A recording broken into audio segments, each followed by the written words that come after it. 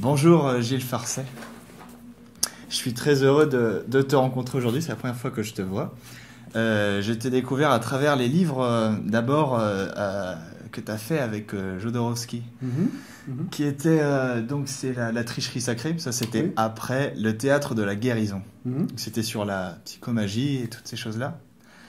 Et voilà, donc ça m'a mené après à vouloir en savoir plus sur toi. Donc il y a notamment des interviews avec Baglis aussi que tu as faites sur la spiritualité. Et donc ça m'a mené enfin à ce livre qui est donc Allen Ginsberg, poète et bodhisattva beat. Donc là ça raconte un peu ta rencontre avec Ginsberg qui était donc c'était au Québec. La première rencontre au Québec, Ouais. puis ensuite À Québec, même. ensuite à New York. Ouais. D'accord, ok. Et la première rencontre a eu lieu à Québec, dans la ville de Québec. Ouais. D'accord, donc Allen Ginsberg qui est donc un poète beat, un des plus connus, un des plus célèbres poètes américains de la Beat Generation.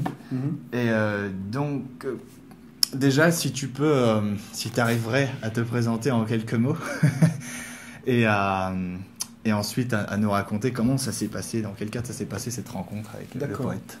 Alors, je vais commencer par essayer de me présenter en quelques mots. Ouais, si tu y arrives. Comme beaucoup de gens qui arrivent à un certain âge, j'ai eu en quelque sorte plusieurs vies.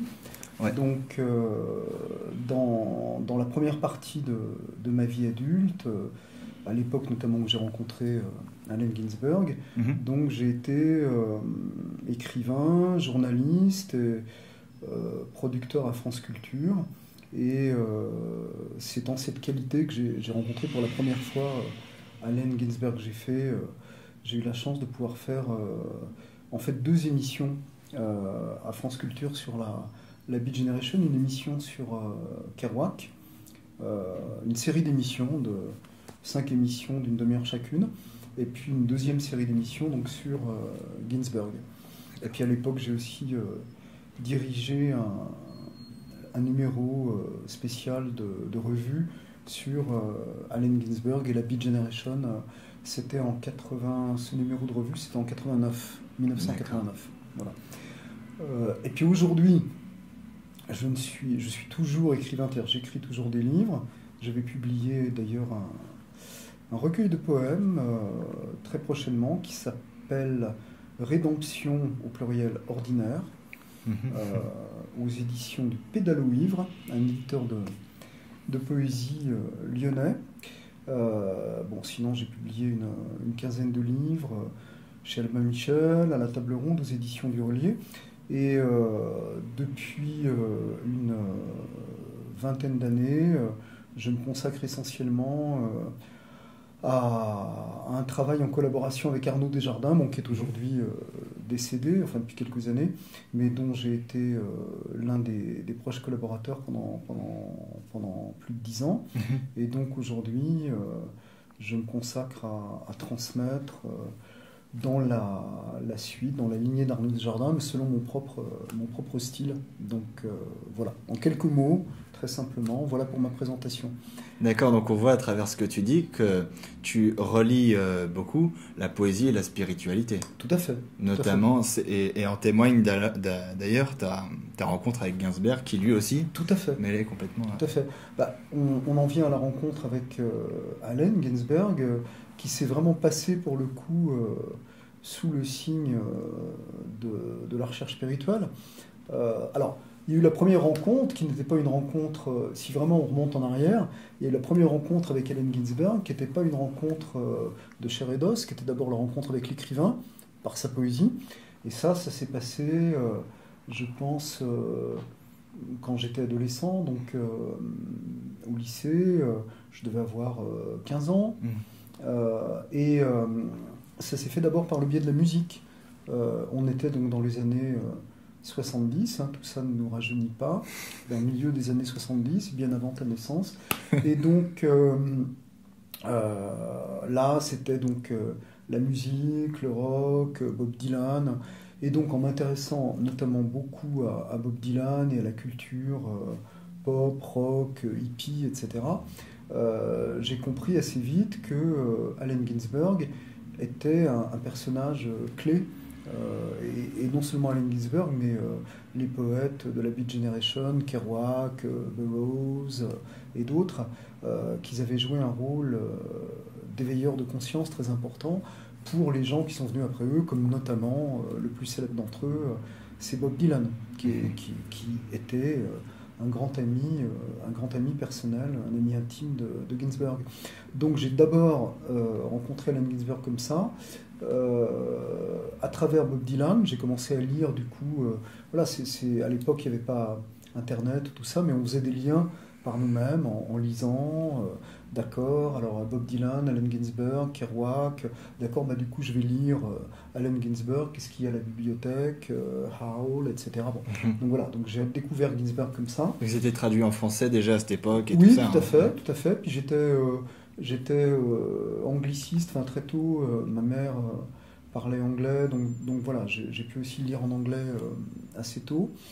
Et je me souviens même avoir fait un exposé sur Allen Ginsberg quand j'étais en terminale. Ah ouais. Oui. Et voilà.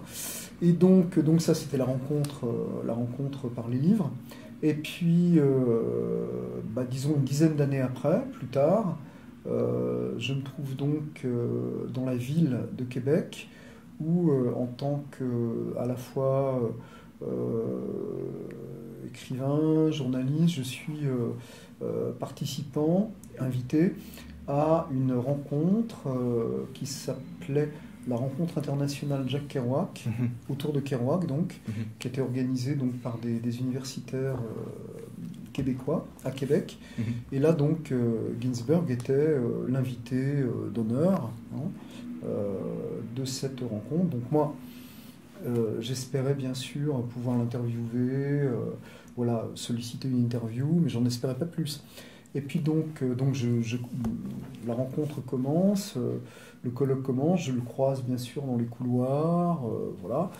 Et puis à un moment donné, un jour, avant même d'avoir sollicité la moindre interview, je me trouve, comme je le raconte dans ce livre, je me trouve dans la rue, devant l'endroit où le colloque avait lieu, et je suis tout seul, j'attends des amis qui ne viennent pas, c'est une sorte de rendez-vous manqué, c'est l'heure du déjeuner, j'attends, et puis donc je dois avoir 27-28 ans, je vois arriver Allen Ginsberg qui remonte la rue avec sa canne,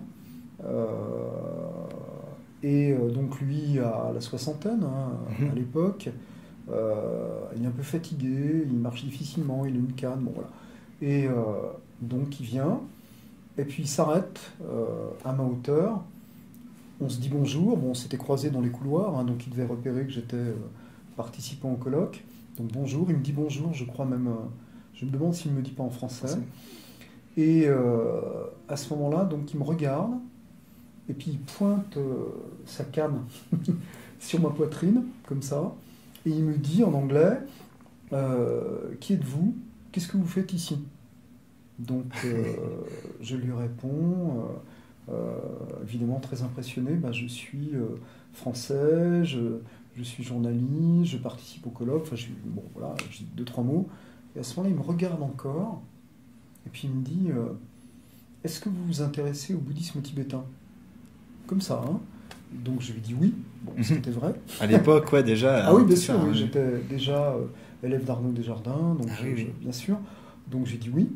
Et il me dit, à ce moment-là, moi j'en ai assez de parler du passé, de parler de Kerouac, de parler de ce qui s'est passé dans les années 50. Ça me ferait plaisir de parler de bouddhisme tibétain. Je vous invite à déjeuner. Voilà, ça s'est passé vraiment exactement comme ça.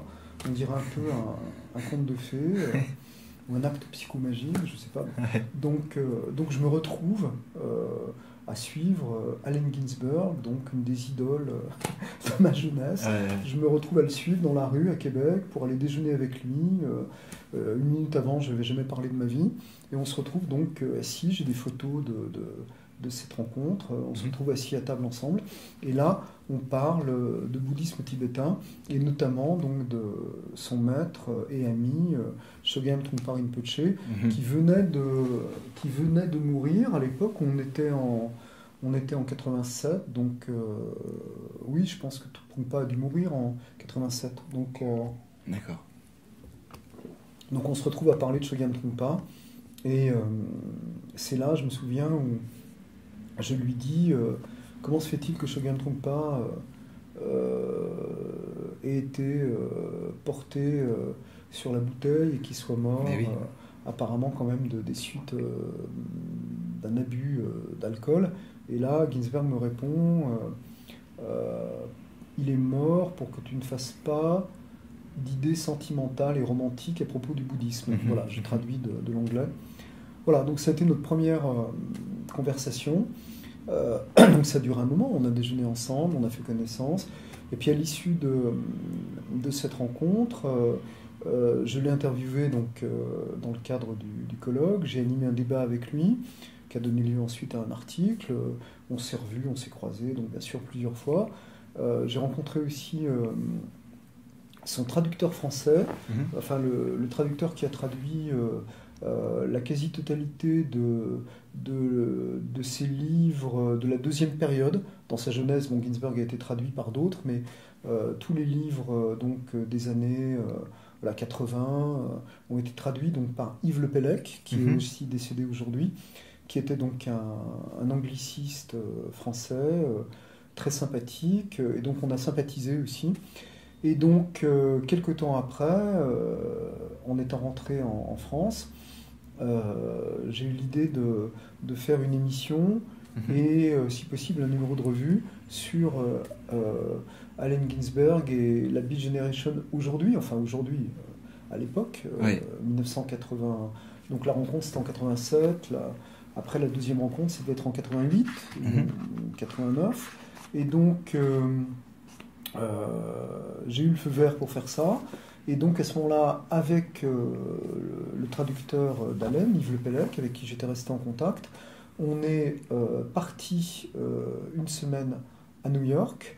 Et là, on a séjourné pendant une semaine chez Allen Ginsberg, dans son appartement, donc, qui était situé donc, près de l'avenue un peu mythique du Bowery.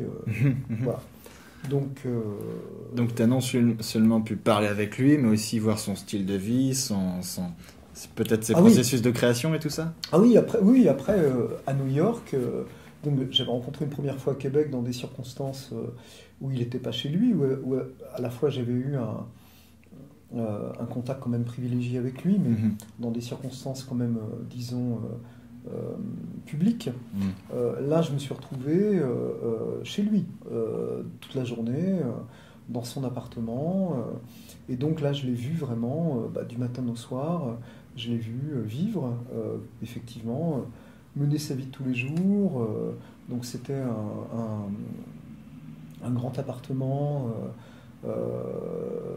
assez bohème. C'est-à-dire à la fois c'était un grand, potentiellement bel appartement. En même temps, c'était pas du tout, un appartement bourgeois.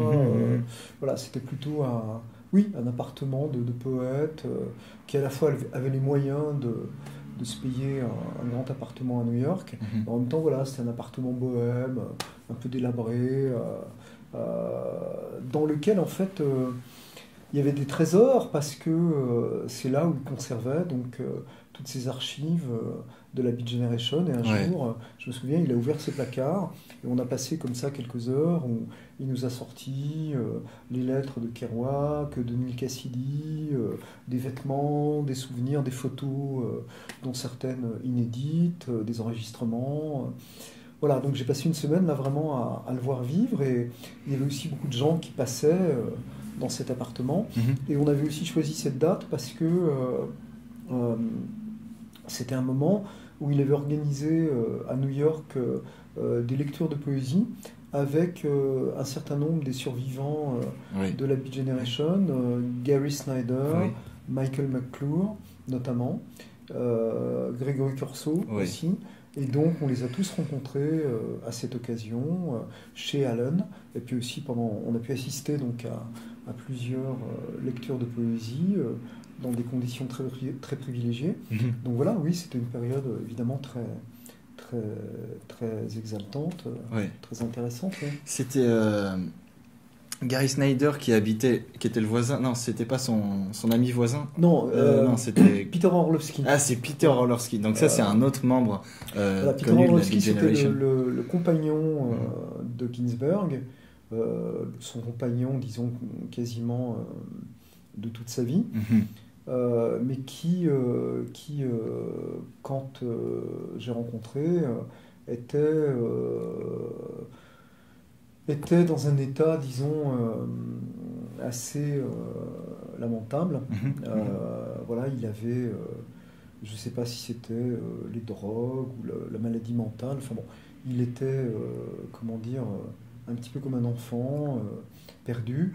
Donc Ginsberg lui avait loué un appartement sur le même palier, en face de chez lui. Et donc il s'en occupait un peu comme d'une maman. Voilà, il veillait sur lui. Donc voilà, c'était un personnage un peu tragique. Oui, et ce qui m'a beaucoup interpellé en fait dans ton livre, c'est que à un moment, tu parles plusieurs fois même de Ginsberg qui répond aux appels téléphoniques, qui donne des tuyaux, qui envoie de l'argent à des artistes, des personnes dans le besoin. Tout à fait. Oui, c'était quelqu'un qui, Allen était quelqu'un qui était extrêmement généreux et c'était pas un artiste qui se consacrait uniquement à son œuvre. On va trouver beaucoup d'artistes, écrivains ou autres, bon, voilà, dont le point focal c'est moi, ma vie, mon œuvre, ma réputation, etc. Bon, Allen se consacrait à son œuvre, bien sûr, hein, qui était considérable, et puis c'était aussi... Allen, c'était un personnage, hein, c'était une figure mythique, une conscience. C'était quelqu'un quand même qui était extrêmement connu aux États-Unis. Quand on sortait dans la rue, il était sans arrêt reconnu. Enfin, c'était une figure publique. Hein, c'était, je sais pas. Enfin, je trouve pas d'équivalence. Ça n'a rien à voir. Mais disons, je sais pas, la figure qui pourtant ne lui ressemble pas du tout, mais qui me vient à l'esprit en termes de notoriété, mettons Jean-Paul Sartre. Voilà, quelqu'un de très connu, dont on connaît le visage, qui représente une forme de référence culturelle, morale, pour une génération. Donc il avait bien sûr un personnage à gérer, d'ailleurs il le disait lui-même, il y a un de ses poèmes où il dit je suis prisonnier d'Allen Ginsberg. Mais en même temps, il se consacrait beaucoup, et il l'avait toujours fait, à la Beat Generation dans son ensemble, à ses amis. Il se sentait un peu une vocation comment dire, pas de gardien du temple, mais je pense qu'il se sentait une responsabilité par rapport à cet héritage, par rapport à ces artistes, et donc il avait vraiment un rôle de préservation de l'œuvre de Kerouac, de la mémoire de Cassady, et il avait aussi un rôle protecteur par rapport à des gens, bon, bien sûr comme Orlovsky, mais même comme Grégory Corso ou d'autres, et c'était souvent lui qui organisait des choses comme ces lectures de poésie auxquelles on a pu assister. Donc c'était aussi un fédérateur, voilà, quelqu'un qui rassemblait les gens, qui les mettait en contact. Et effectivement, je me souviens qu'il passait beaucoup de temps à répondre au téléphone, à organiser, à participer à des œuvres caritatives, quelqu'un d'extrêmement généreux. Tout à fait. Et tu décris aussi certains de ces processus de création de poésie, donc qui sont très liés apparemment à la méditation aussi. Oui, alors Ginsberg s'était toujours intéressé à la spiritualité au sens large dès sa jeunesse, à l'exploration de la conscience, etc. William Blake est un poète, un des poètes qui l'ont le plus marqué. Après, il a rencontré, je pense, dans les années 60, il est allé en Inde, il a rencontré déjà de grands maîtres tibétains, des maîtres hindous. Et puis je pense que dans les années 70, il a rencontré donc Chogyam Trungpa Rinpoche, qui était donc un très célèbre et étonnant et remarquable jeune maître tibétain qui avait été élevé au Tibet, qui avait fui le Tibet très jeune, à 17 ou 18 ans, et qui était un personnage très, très original, très haut en couleur. C'était un génie. Ses livres sont à peu près universellement reconnu comme extrêmement brillant, extraordinaire. En même temps, c'était un personnage assez fou, excessif,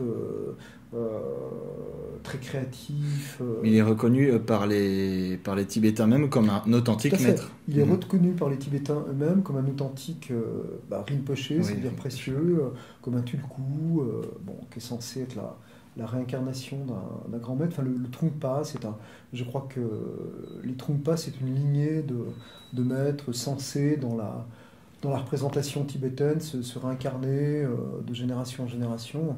D'ailleurs, comme le Dalai Lama ou les Karmapa ou d'autres maîtres tibétains. Chogyam Trungpa était le je ne sais combienième Trungpa à travers les siècles. Et donc Ginsberg l'a rencontré et est devenu son élève très sérieusement et en même temps son ami. Et donc je pense qu'il y a une complicité entre eux à différents niveaux, notamment sur le plan de la poésie. Trungpa était poète aussi et ils ont fait un livre ensemble, je crois, qui s'appelle en anglais First Thought, Best Thought, c'est-à-dire la première pensée est la meilleure en quelque sorte. Ah oui. Voilà. Et je crois que Ginsberg a beaucoup donné des conseils de poésie à Trungpa. Bon, et en même temps, Ginsberg était véritablement un élève de Trungpa, très sérieux sur le plan spirituel, sur le plan de la pratique du bouddhisme. Donc Ginsberg effectivement pratiquait la méditation et il m'avait expliqué dans des dialogues qu'on a eus et qui sont en partie reproduits dans ce livre comment effectivement le processus d'écriture de la poésie pouvait être relié au processus de la méditation. Effectivement. Et alors, comment tu interprètes ça, cette façon qu'avait Chogyam Trungpa d'enseigner presque parfois par la provocation ou le dérèglement ou ces choses-là? Je pense qu'il y a différents aspects. D'une part, Chogyam Trungpa se rattachait à une tradition qu'on appelle la tradition de la folle sagesse, Crazy Wisdom, qui existe, qui est tout à fait répertoriée notamment dans le bouddhisme tibétain. Après, évidemment, la difficulté avec ce genre de tradition, c'est que ça paraît très attirant. Beaucoup de gens ne sont pas très disciplinés et ça les attire beaucoup. La folle sagesse, on boit, on fume, on fait des choses hors normes. Bon, après, il y a eu beaucoup d'abus, beaucoup de dérives à l'intérieur de ces traditions, beaucoup de gens qui s'en réclament abusivement. Ce qu'on oublie, c'est que quelqu'un comme Trungpa était d'une part quelqu'un qui avait reçu une formation d'une rigueur inimaginable pour nous, qui était un grand méditant, quelqu'un qui connaissait à fond les textes tibétains, toutes les disciplines traditionnelles, l'iconographie, qui était aussi très très bon en ikebana, en iconographie tibétaine, qui dessinait, c'était quelqu'un de très talentueux, très rigoureux à sa manière.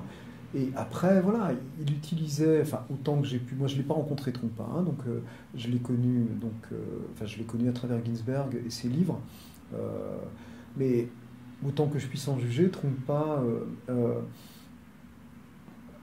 cherchait, et en ce sens-là, c'était quelque chose qui devait aussi parler à un poète beat comme Allen.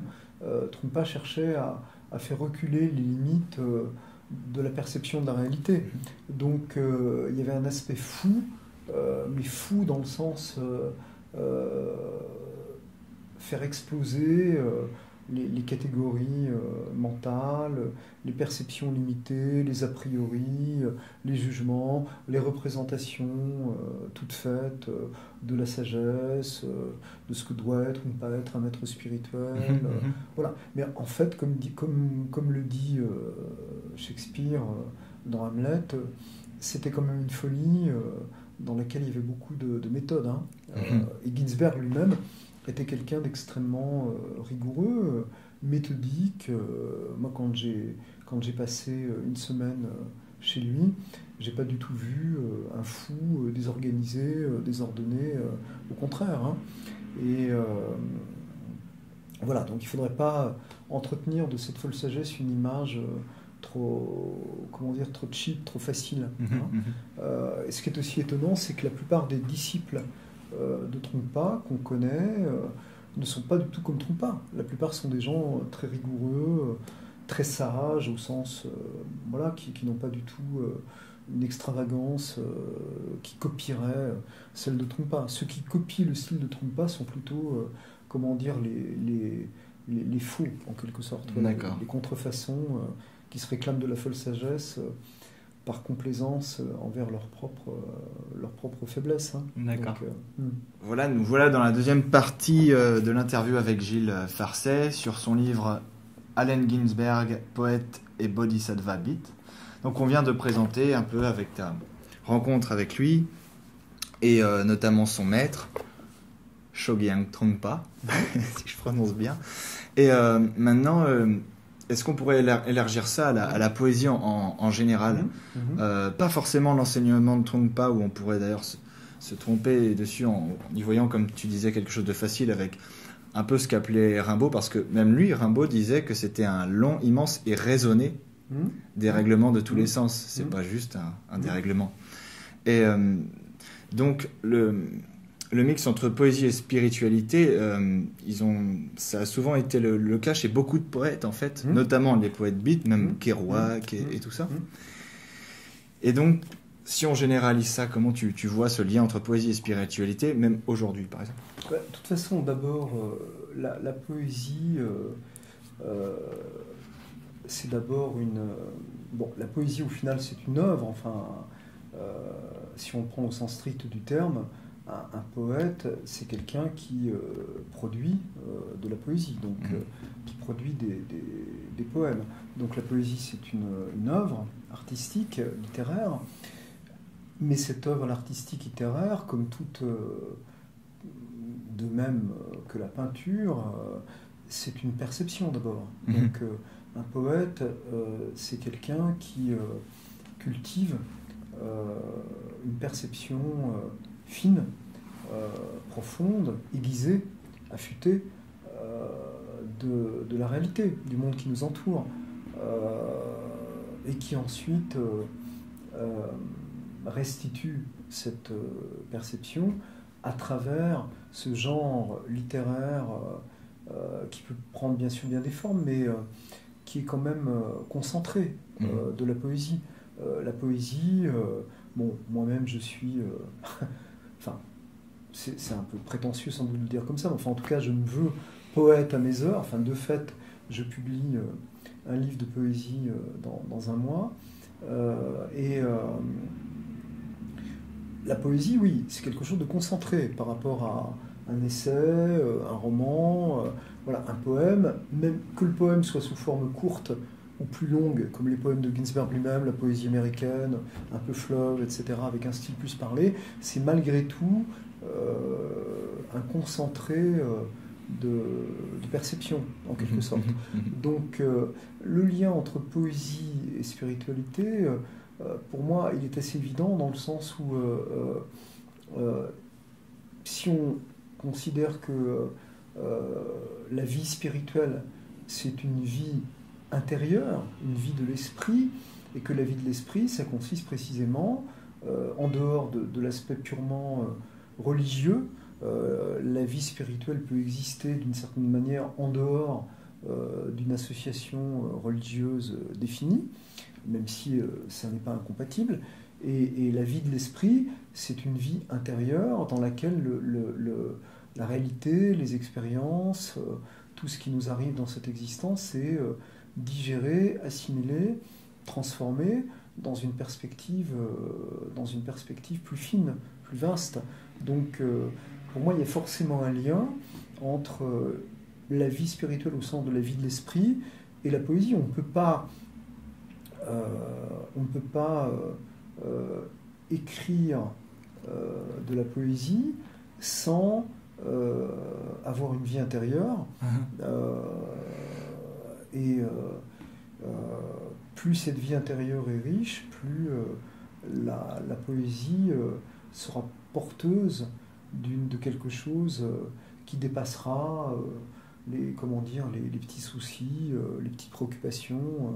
Après, je suppose qu'on peut écrire aussi sur sa liste de courses à faire ou sur ses déboires amoureux. Enfin, beaucoup l'ont fait. Mais ce qui fait l'intérêt de la poésie, c'est non seulement le talent littéraire, qui est une chose, qui est importante, mais aussi la perspective, le fait que le poème nous parle parce que il témoigne d'un aspect de notre condition humaine dans lequel nous pouvons nous reconnaître, et en même temps il nous en donne une perspective plus vaste, une perspective plus fine, plus aiguisée. Donc pour moi le lien est assez évident en fait. Ouais. Là-dessus, on revient à ce que disait Blake, d'ouvrir aussi les portes de la perception. Et aussi, donc, ce qu'on peut trouver de commun, par exemple Ginsberg ou Jodorowsky, que tu as rencontré et qui a d'ailleurs préfacé ce livre, c'est, on parlait de spiritualité, et toi tu as parlé de vie spirituelle. On parlait de poésie, et tu as presque parlé, c'était pas ces termes-là, mais de vie poétique. Et c'est ce qui est bien donc, chez Ginsberg, Jodorowsky et tous ces poètes, qui en fait vivent la poésie, qui ont des vies poétiques. C'est quelque chose de très incarné au fond. Tout à fait. Effectivement, oui, j'aime bien le concept de vie poétique, où effectivement, oui, le poète n'est pas seulement quelqu'un qui prétend pondre, ciseler une œuvre littéraire dans son cabinet, mais aussi quelqu'un qui prend la réalité à bras-le-corps. C'est important, effectivement. Ouais. C'est une tradition aussi,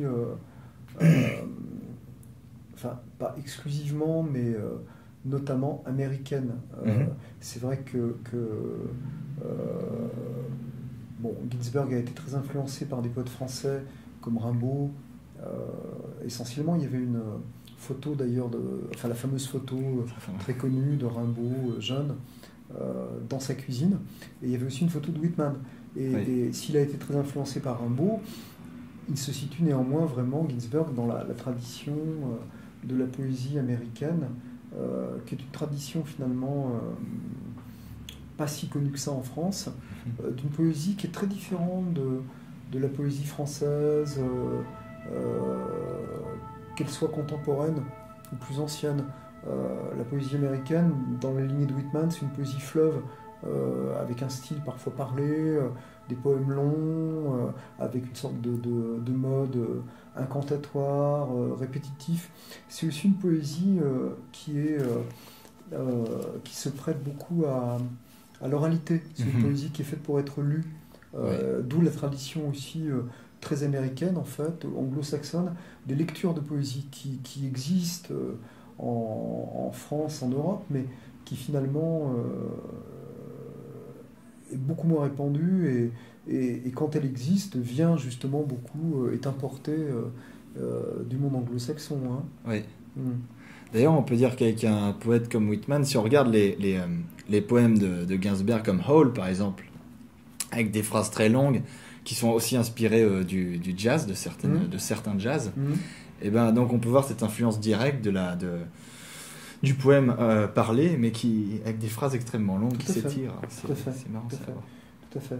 Il y a une scansion, il y a une incantation. Kerouac,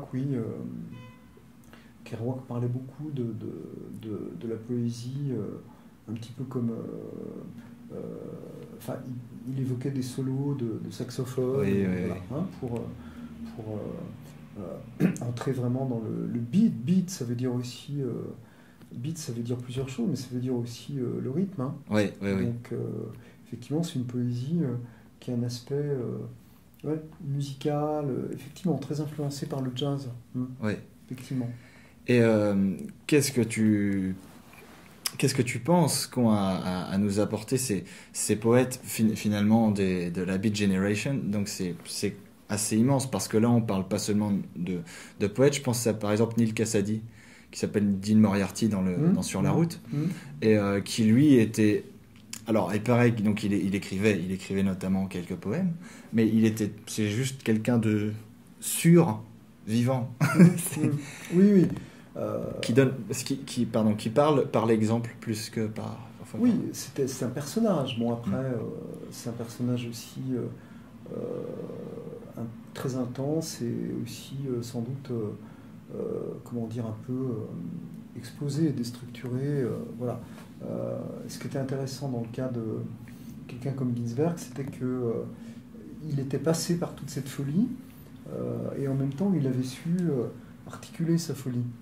Donc, il avait su vieillir, mûrir et ne pas simplement partir en vrille comme certains de ses amis, dont Peter Orlovsky. Bon, c'était très net aussi chez quelqu'un comme Gary Snyder, qui avait beaucoup pratiqué la méditation zen, qui était quelqu'un d'extrêmement posé, profond, et en même temps avec une forme de folie, de créativité, mais très articulée. Donc, qu'est-ce que ces gens ont à nous apporter? Je dirais une perception fraîche, neuve de la réalité, et comme tu le disais, un témoignage de vie, pleine, intense, vécue avec ferveur, avec générosité, avec vastitude. Voilà. Oui. Et dans ce sens-là, voilà, c'est quelque chose que j'aime beaucoup par rapport à une certaine tradition, d'une certaine poésie française, où il y a 3 mots par page, où on a toujours l'impression que le poète aussi, sur la frange d'un indicible extrêmement pédant et compliqué. Voilà. Là, c'est quelque chose de beaucoup plus généreux, direct, qui, en ce qui me concerne, me parle beaucoup plus. Ouais. D'accord. Et c'est marrant, c'est pas vraiment une division qu'on pourrait faire, mais il y a les poètes comme Ginsberg qui ont su, donc, comme tu dis, donner forme à leur folie et qui ont su l'organiser. Et c'est vrai que bon, les poètes comme Kerouac ou même Cassady, hein, qui est mort assez tôt aussi, dans les mêmes années, fin des années 60, ça peut nous en apprendre énormément, parce que la Beat Generation, on les voit comme des gens qui se consument jusqu'à exploser comme des chandelles romaines, des feux d'artifice. Mais c'est vrai qu'il y en a qui ont réussi à garder ça sur une très longue durée, comme Ginsberg, qui a réussi à être créatif jusqu'à la fin. Oui, tout à fait. C'est la différence entre se consumer, brûler, et puis apprendre à durer. Et pour durer, tout le défi de la durée, c'est de durer sans s'éteindre, en maintenant la flamme, mais durer sans s'éteindre ne veut pas dire se consumer. Voilà. Oui. Comment apprendre à développer en quelque sorte une lumière, pour ainsi dire, maîtrisée. Entretenir le feu. Voilà, entretenir la flamme, effectivement. Et Ginsberg était un bon témoignage de ça, oui, bien sûr. Oui. D'accord. Ce qu'on peut aussi repérer, c'est que, ça on l'a pas forcément dit, mais on parle de Beat Generation, donc c'est carrément toute une génération, donc, qui est... je ne sais plus exactement où le mot est né, mais en tout cas, les expériences de Kerouac qui partait sur la route, etc., toute cette génération, à fin des années 40, on pourrait dire à l'après-guerre chez les Américains. Et ben, donc ça, c'était toute une génération qui a été donc définie par plusieurs œuvres en particulier. Est-ce qu'on pourrait en parler? Par exemple, il y a Hole sur la route. Ces œuvres-là, comment tu les vois, toi, aujourd'hui? C'est des œuvres... un petit peu intemporelles, enfin bon, elles ne sont pas en même temps elles ne sont pas si anciennes que ça, mais en même temps, elles commencent un peu elles commencent à l'être. Enfin, c'est des œuvres, Howl, je ne sais plus, ça a été écrit dans les années 50. Hein. Donc, ça commence à avoir un certain âge. Et le fait est que ce sont des œuvres qui, jusqu'à présent, ont résisté au temps et qui peuvent toujours parler aujourd'hui. La preuve, déjà, pour ma génération, on était plus proche temporellement du point de vue temporel de ces poètes et de ces œuvres, mais malgré tout, on n'était pas de la même génération. Ginsberg était beaucoup plus âgé que moi, voilà. Et puis maintenant, tu es en train de m'interroger à ce sujet. Tu es beaucoup plus jeune que moi, donc nous témoignons tous les deux en ce moment même du fait que ces textes, cette œuvre, parle encore à différentes générations qui se retrouvent dans ces paroles. Donc oui, ce sont des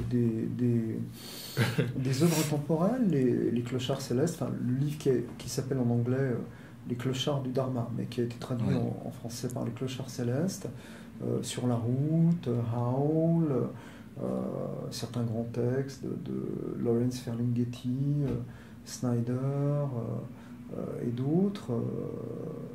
Sont des textes, comme tous les textes qui ont une valeur, sont des textes qui, au-delà de l'anecdote, traversent le temps, parce qu'ils nous parlent justement de ce qu'il faut bien appeler l'âme humaine, de l'expérience humaine, indépendamment finalement de l'époque, même s'ils sont marqués aussi par leur époque, par le contexte, mais les deux ne sont pas incompatibles. Et c'est vrai que un personnage comme Allen Ginsberg a été effectivement le représentant d'une génération qui a cherché à explorer les limites de la conscience, de la perception par différents moyens, qui s'est ouvert à l'hindouisme, au bouddhisme, à l'Orient, à une autre manière de vivre. Ces gens-là ont été des précurseurs. Ils le sont toujours aujourd'hui. Voilà, encore une fois, pour des jeunes comme toi, qui découvrent cette quête des décennies après que ces gens l'aient vécu, et même après la mort de certains de ces protagonistes. Ouais.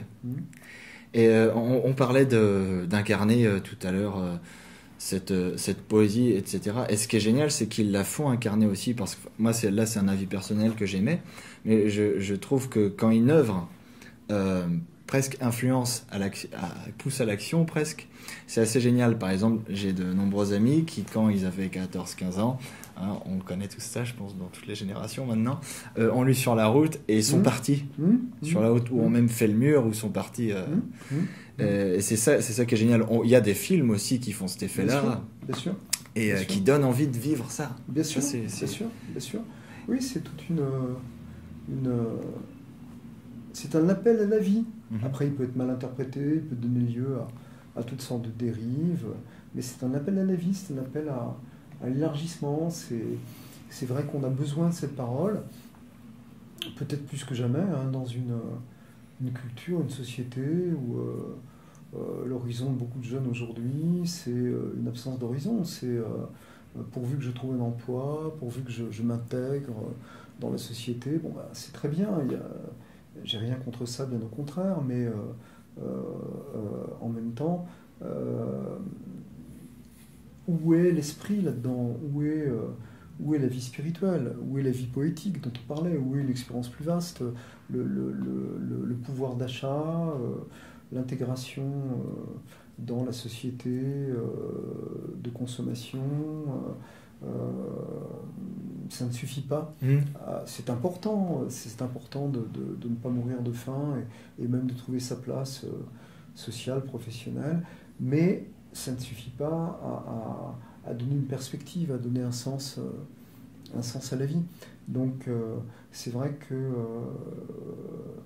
moi je suis d'une génération entre deux, parce que, encore une fois, en mai 68, j'avais 9 ans, donc les gens qui se sont éveillés à quelque chose vers cette époque étaient déjà des gens beaucoup plus âgés que moi. Et aujourd'hui, par exemple, moi j'ai grandi, je parlais au début de l'interview de ma découverte de Dylan, de Ginsberg, en lisant des magazines comme Actuel ou Rock et Folk.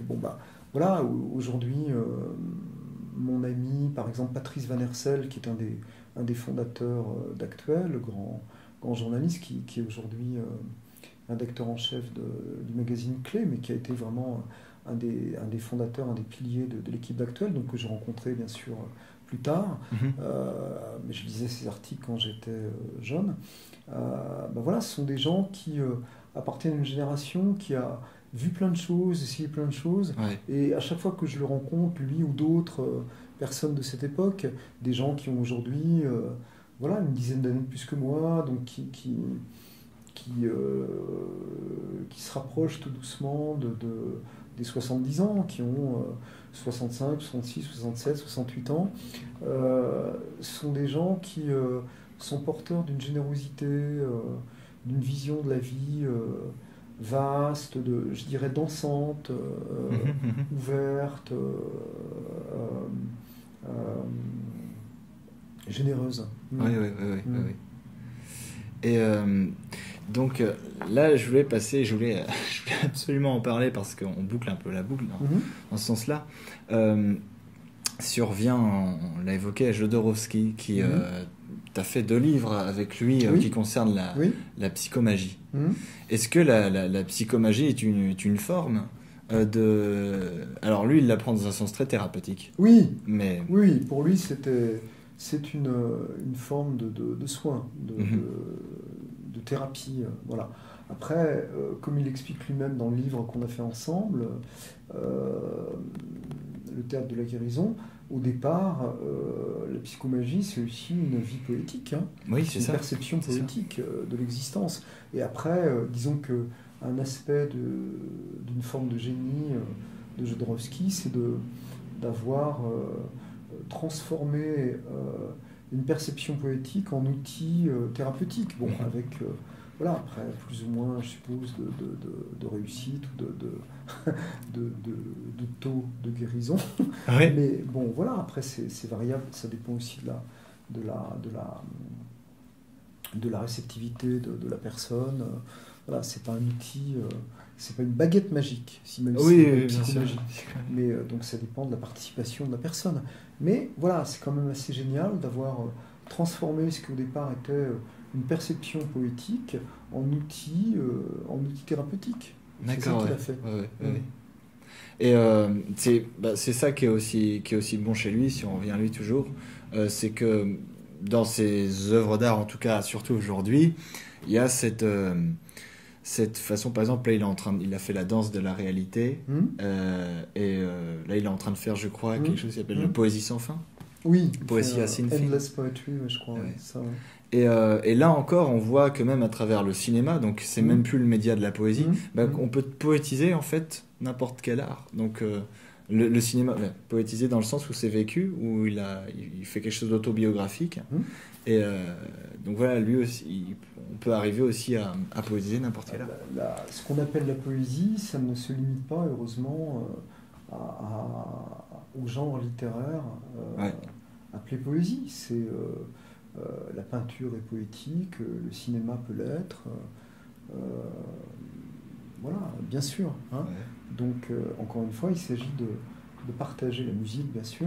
Il s'agit de partager une perception de la réalité beaucoup plus vivante, beaucoup plus créative, beaucoup plus dansante. Voilà. Jodorowsky a écrit un livre qui s'appelle La danse de la réalité.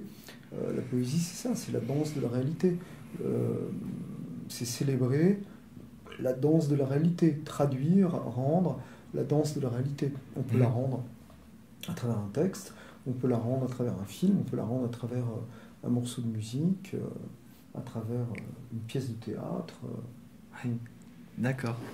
Donc nous voici dans la troisième et dernière partie de l'interview avec Gilles Farcet sur son livre Allen Ginsberg, Poète et Bodhisattva Beat. Donc on s'est bien sûr étendu bien au-delà du sujet en parlant de la poésie plus en général, de la spiritualité en général aussi, dans son aspect surtout vécu, actif, et voilà, à travers la Beat Generation, mais aussi d'autres artistes comme Jodorowsky, que tu as rencontré plusieurs fois, tu as fait des livres avec, et il a préfacé ton livre. Maintenant, si on parlait de la poésie aujourd'hui, de l'évolution qu'elle pourrait prendre par rapport à toutes ces lignées de poètes, même sur des milliers d'années, quel sens elle prend aujourd'hui, la poésie? Parce qu'on voit qu'à chaque époque, elle prend une sorte de... Oui, moi je ne suis pas un spécialiste de la poésie contemporaine, loin de là. Par contre, comme je l'ai dit, j'écris entre autres de la poésie. Je publie donc un livre de poésie dans très peu de temps chez un éditeur de poésie, un éditeur de poésie contemporaine qui s'appelle Le Pédalo-Livre.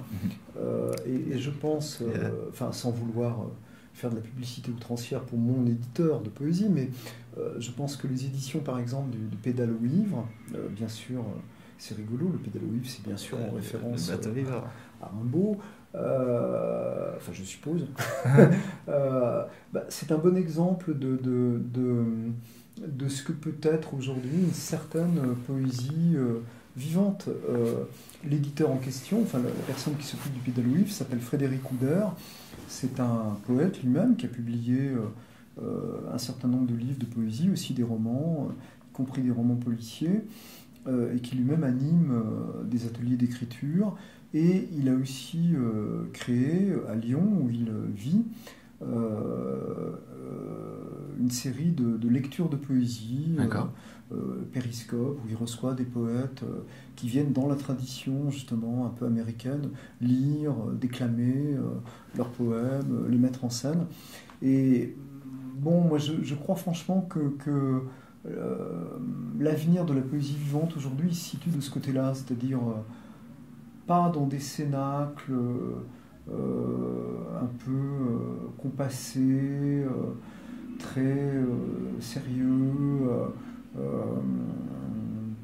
mais beaucoup plus effectivement dans une démarche où la poésie a aussi une oralité, une incarnation physique, où on va lire, partager, faire des rencontres autour de la poésie, et puis aussi des textes qui peuvent être très différents, mais qui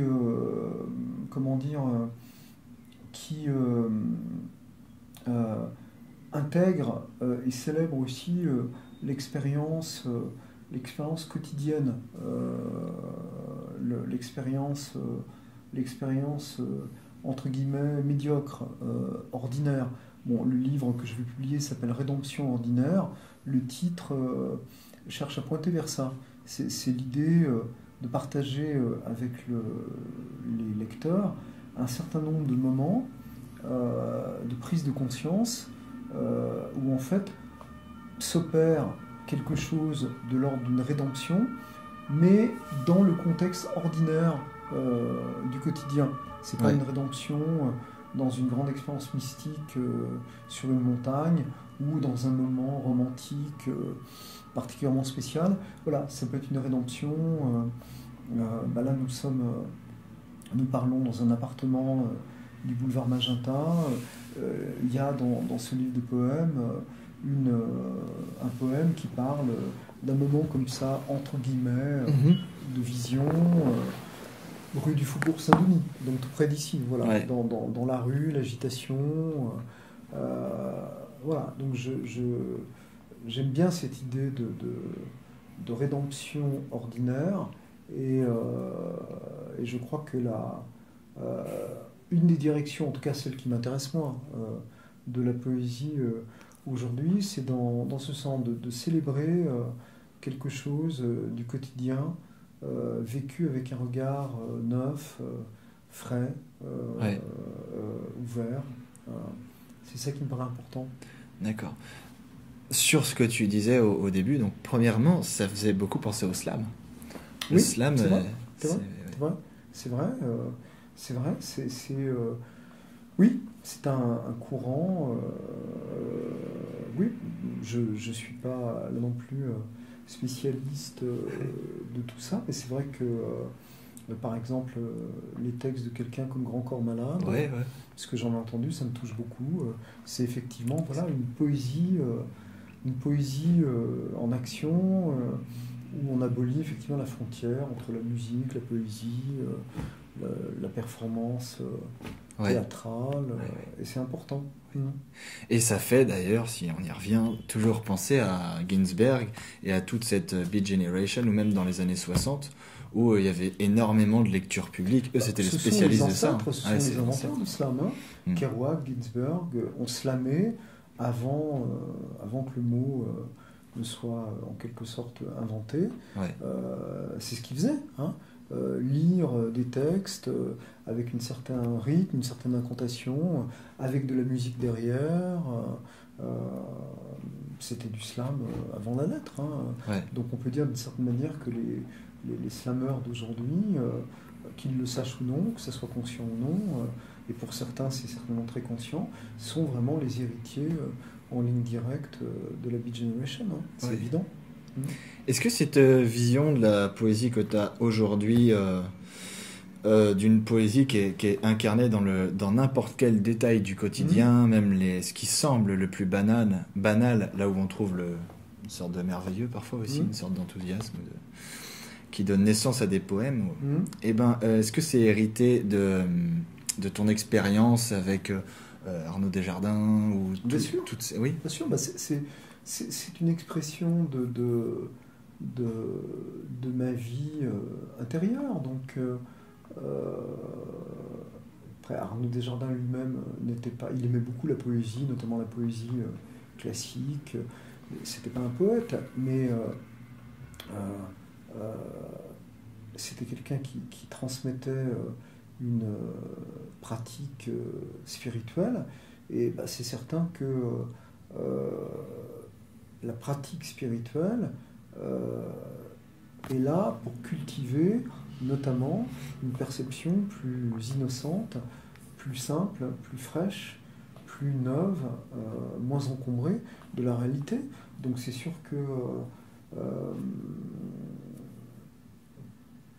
ce que j'ai pu apprendre auprès de quelqu'un comme Arnaud Desjardins, notamment, essentiellement, n'a pas pu ne pas influencer mon approche de ce qu'on appelle la poésie, bien sûr, c'est évident. Ça veut dire que dans la spiritualité ou dans plusieurs spiritualités, on retrouve cette notion de merveilleux dans le quotidien, dans le détail. C'est essentiel. C'est essentiel. Le maître d'Arnaud Desjardins, Swami Prajanpad, parlait de festival de la nouveauté. Il disait que la réalité, si on l'aperçoit les yeux ouverts, c'est un festival de nouveauté, festival of newness.